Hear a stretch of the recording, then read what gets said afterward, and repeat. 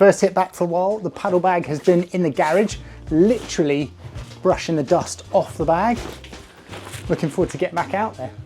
I'm just on my way now to go and train with Tom. First training session 2025. This is something that I want to improve or change this year, is spend more time for myself to train. I find it difficult when I'm caught up with traveling for clinics or traveling for commentary or doing this stuff that I end up not training myself at all. And so, and I miss it. And I want to be still playing a good level. And one of the nice things about paddle is you can play good paddle till quite a, you know, an older age, which is fantastic. So I'm going to be training more in 2025, heading down there now to train with Tom. And part of the reason that this is more possible for me is that now there's an indoor club that's opened, Padel Hub Epsom, and it's 10 minutes away from me. Before, I would have to drive over an hour to get to an indoor court, and it just wasn't feasible. That would be 2 hours in the car, 2 hours wasted of kind of work or content creation or whatever it might be. But now it is feasible because, I mean, let's face it, the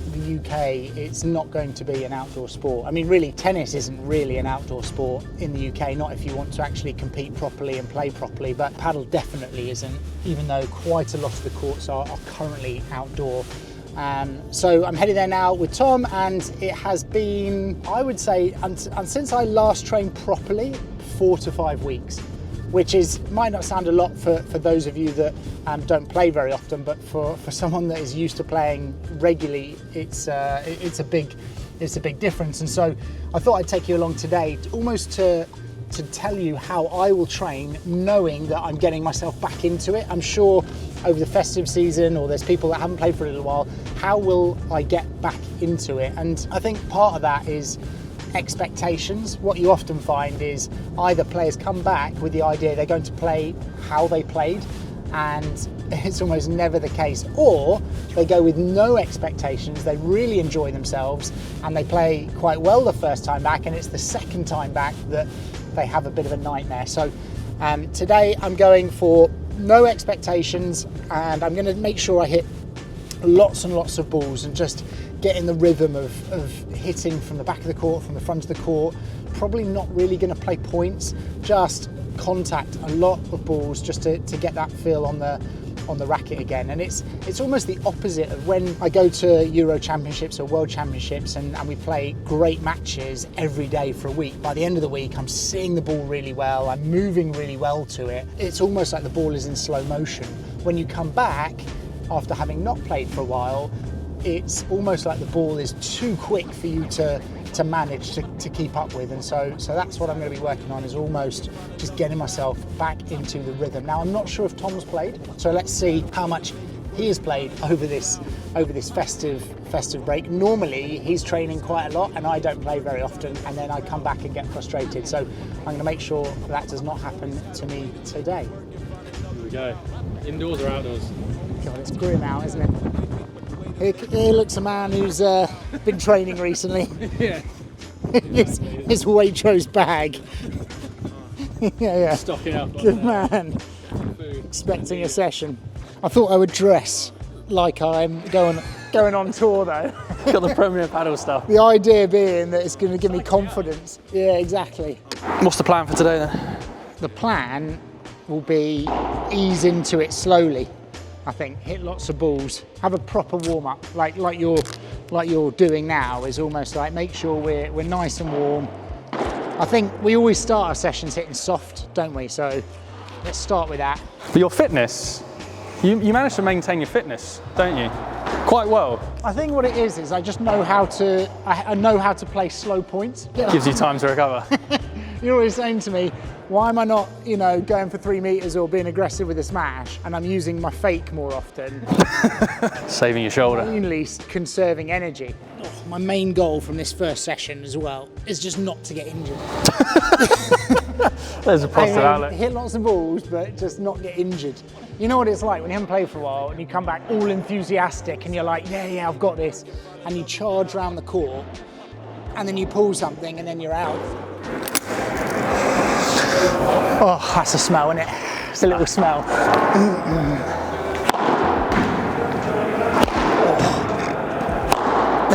This guy goes straight into ripping smashes. Let's start nice and short I'm here. not conserving my energy. Concerning engine. This court has got a new court feel to it already, isn't it? Where the ball just holds up a little bit. Normally takes courts a couple of weeks of consistent play to play in. I feel like I'm listening to you on Red Bull TV. Yeah, exactly. How's the players warming up? It's analysis. I'll just break it down for you. It's funny how much you start talking like a presenter when you start doing these. Let's go back to the studio. Normally we wouldn't spend that long like playing from the back of the court like this, just because it's so unrealistic to a game. We're never going to play games where both players are at the back of the court, and that's why you don't see the pros doing this very often where they're at the back. One of them will almost immediately come to the net, but given that we haven't played for a little while, it's actually quite a good practice because it just buys us a little bit more time, lets us adjust the feet a little bit better. Tom's not enjoying the way that's sliding off the glass, and that's partly a new ball's cold. It's just sliding down the back glass for him. I just feel so pro with like the full Premier kit, limited edition Premier racket. Right. Got to face it. It's just my game is not matching up. Psyching me out.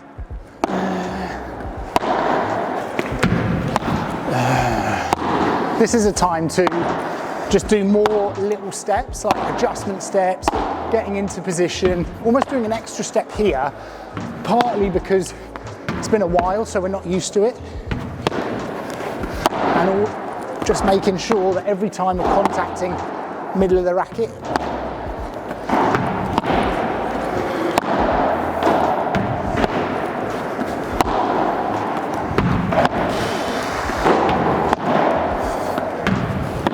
as you're going through this as well, almost give yourself a target to say, right, I'm going to aim this on that service line.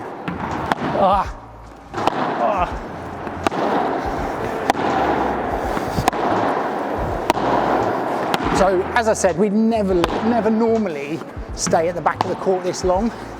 There's almost no point. If you're playing regularly, there's really no point, and you're at an intermediate level or above, there's no point in staying at the back too long because you're never going to be in this situation. It makes sense for one of you immediately to come to the net. But now, as we're getting used to the movements again, the footwork, the contact with the ball, getting in good positions, we want to stay here a little bit longer and just practice this.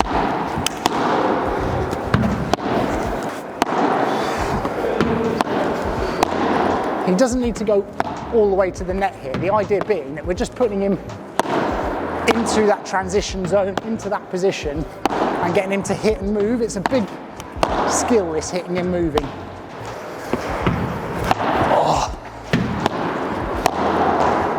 Often players ball watch, and so they hit and they watch, and then they don't move. So here it's like hit, move, hit, move. And this idea of moving back and hit as you're moving back is also a great thing to practice. At the moment though, we're just kind of going through the routine, going through the paces and trying to get control on the ball from different court positions.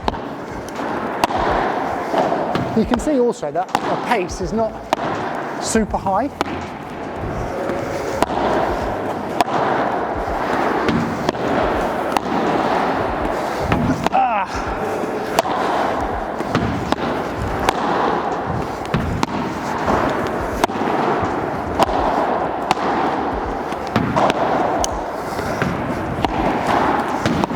Nice. Oh, one for the crowd.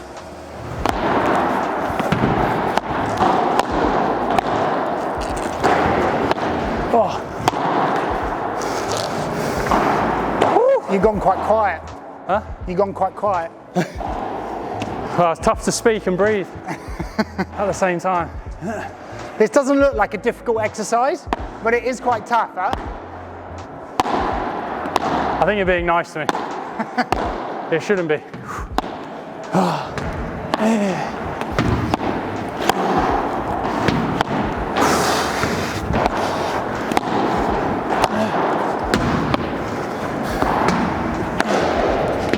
Oh, lovely.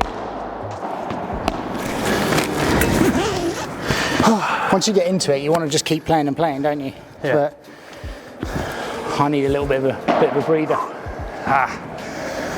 Keep going. Let me get my breath back. Your head on your knees. I mean, it's funny, isn't it? When you build it, like when it's still in the building phase, this, isn't it? So there's still construction going on. It's tough though. You probably notice like the glass. Like you're trying to get, you know, you say, oh, we get used to the glass. I mean, the ball is like because like there's dust around and everything. I wasn't sure if you're talking about your game or if you're talking about the building. You say I'm in the still construction building, phase. Yeah. It's 2025. The goals. Yeah, constructing. Nah, it's difficult. Like this is well, you know, I say it on our podcast all the time. This idea of you got to clean the glass, and when you are constructing, it ends up getting a little bit grimier, and also it's cold, right? New balls, it spins off the glass. So what? How nice is it to actually play inside, like in winter? I know that it's probably taken for granted, but we haven't had a indoor club. Yeah. Less than 45 minute, an hour drive away. I was, to be honest, the end of last year, I was really starting to hate being in my car. Yeah. Like, it was just, I felt like all the time. If it isn't a car, it's a flight. And if it's not a flight, then, well, I just don't play. So. Although you have got some pet hates on you, haven't you? Coffee. I do have one or two. Traffic. No, coffee's not a pet hate. I'm just fussy about coffee. I like good coffee. I don't know if that's, you know, don't judge me. Traffic is definitely one. Oh yeah. When you say you hate being in your car, like what are you willing? What time are you willing to spend in your car? I'll preface this by saying when I drive out of my drive, there's a train track, and most of the time the tracks are like the barriers are down, and I'm waiting with red lights in my face. So by the time I get on the open road, I'm fuming. So by the time you've come out your drive, you've been in your car too long. That's too much already. Look at the ball I get when I hit the ball hard versus the ball I get if I can hit it down to the toes. Against a good volleyer, it's almost never a good idea to hit this fast ball. These are not bad shots from me, but look at what I get. It's so tough. Whereas if I can just drop it there, oh, much better. Onto his toes. That first ball. There it is. That's the first one. Always fine. For me, the biggest thing when I come back is that first ball. It's like if I get over that first ball, then I have like a 10-shot rally. Yeah. But I don't know what the stats are, but I reckon almost like majority of areas will come from that first miss. Well, like the return of serve, right? Or, or first volleys that people miss. Yeah. It's like I need to just bunt it in. Now I'm all right. No, I'm not. Because I didn't believe that first one. It's like my mind didn't believe it. It's like, no. Come on. There we go. That's what I need. There. Oh, found it. Sandy, that's the one. Footwork in position. Come on.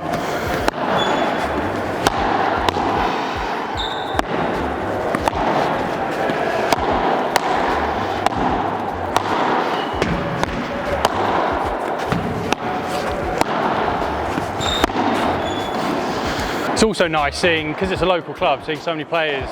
We've done so many clinics in the UK, seeing players from our clinics, like recognising people. Yeah, it is nice. I mean, people think in the UK that the game is like massive and it's exploded, but I mean, we're still so young. It's still such a small community.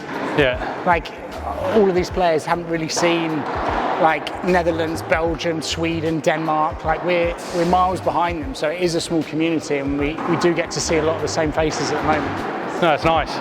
It's good to see there's a guy down that court using our slinger course, which is always nice to see. Set the slinger up and he's just grinding it out.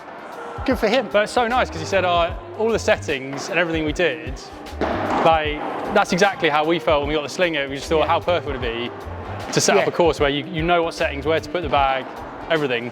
And it took us ages to do that as well. So at the time I was thinking, I really hope someone uses this. Yeah. And it's so nice, like in person, someone go, oh, I'm using it. It's like, that's made my day, that is. That's made your day. Right, there's some payback now on the volleys. Is this where you make me suffer? No, I'll go medium speed for you, just to get you into it. I think I probably Oh wow, sorry. went a bit hard on those volleys, so he's turned the tables now. Wants payback. Sorry. One thing that took me a while from tennis was this idea of if someone increases the tempo to you, to try and slow it down back. Yeah. So I know. try, yeah. See if you can slow it back down to me, off the fast ball. There we go. Nice. Yeah. Shouldn't have done that. Oh. Sorry. Especially for Tom, he plays such an aggressive Going to be style of tennis. Receiving some balls now. Shot.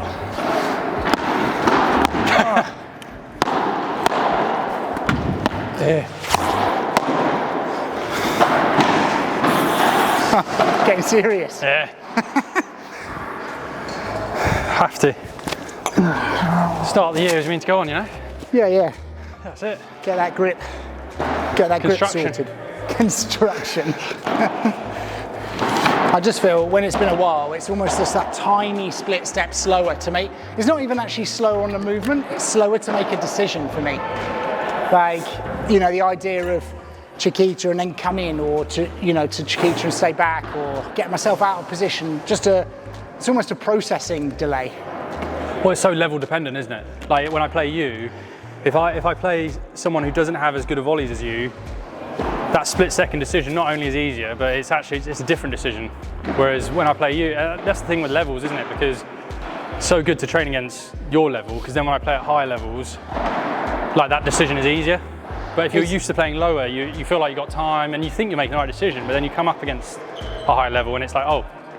I think it's when I started paddle, like in Dubai, and I did a lot of one-on-one training, it was such an advantage to train with someone with good volleys. Like when we train, we've both got good volleys, so it means that defense-wise, you really have to be on it, you have to be sharp and get better. Every ball. Yeah, and so I think almost, one for the viewer is if you've got a friend that volleys well, like that's great training, stick them at net. And we're going to do cross court now, but stick them at net, you defend the corner, defend the glass. It's brilliant practice. Yeah, and good to do it along with games. Yeah. We're playing a game tomorrow, but we thought we'd get a session like this in because it's... Well, games, you never get to practice it the way you would want, right? Like, you don't get repetition, whereas here we are. Cross? Yep. No mistakes. Oh! Where's the trick shot? Well, that's the problem. Save those for the real. Feeling, as it's been a while, I'm feeling a little bit lost in the corner. Not ready for the trick shots yet? Nah, I'll bring it out in a minute. Oops. Shot. Right, yeah.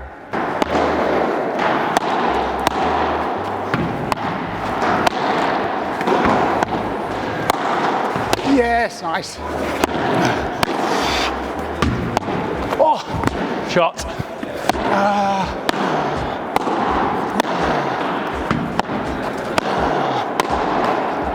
Sorry, I'll take that though. That there. Too difficult to do that. This was the moment everyone's been waiting for. Topless. In the cross. Topless, you in the cross. Even indoor, it's not really, shirtless paddle conditions, is it? I don't know, I think you just start the trend. People catch on.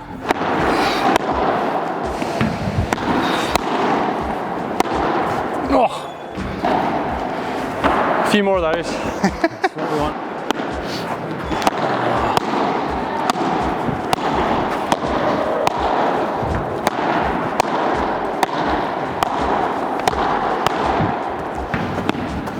Oh, again, loves it. Nice defending.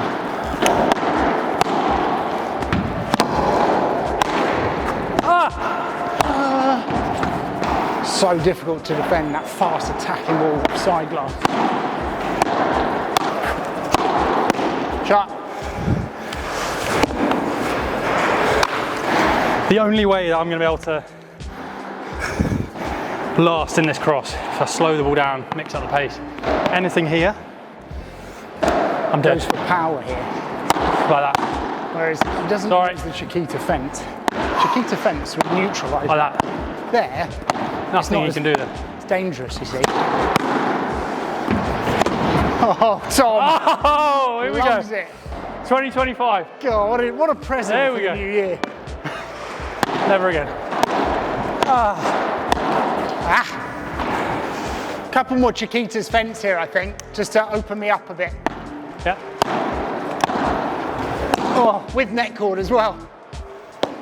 Careful what you wish for. I know, I've opened this up now and I'm in trouble. Come on. No, this guy. We got the Premier gear on or not?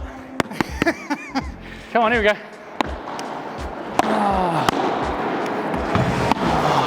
Oh, that was another one. Try not to crack the racket on the trick shot.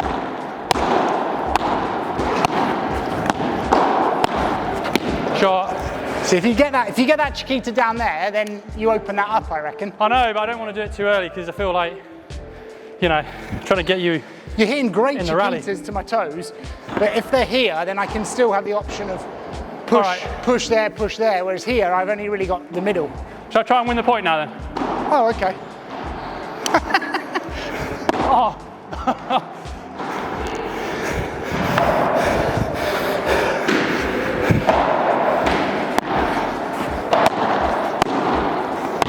Come on there. Don't have confidence in that. I feel like you're so good at ripping this, but you rarely choose like a forehand Chiquita there. So I basically set thinking I'm just going to block this. Yeah. Whereas if you had both, then I know, it's the like option, I'm having to adjust all the time.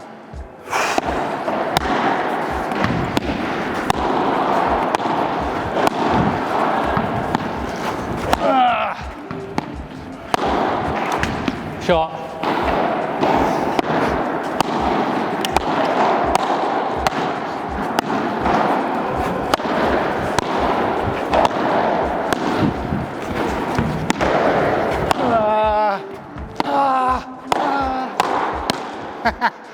Nice. I love training with Tom. He just works so hard. He trains so professionally. He's always been like that. In tennis, there's an 8-year age gap between us. And so when I was coaching him as a junior tennis player, he always just works so hard on the court and almost, you know, you could say sometimes overtrain, train too hard, but you would never see him slacking on the court. And that's why he's a great training partner for the paddle, and you know why it's so good when we train together. We build up rhythm. We're quite similar like that. Like we take it seriously.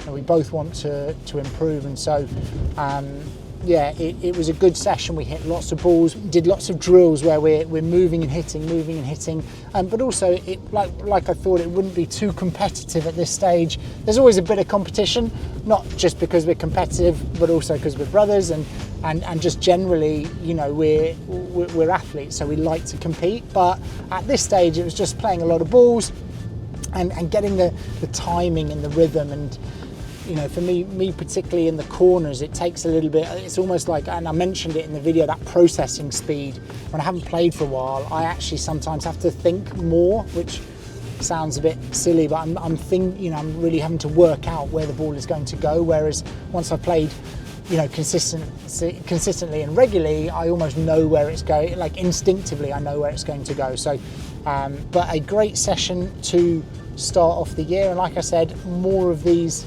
to come. Let us know down in the comments if you enjoy this type of content, if you found this useful or entertaining, and we can definitely do more of that because Tom and I will be training a lot together, as well as with all of the other players.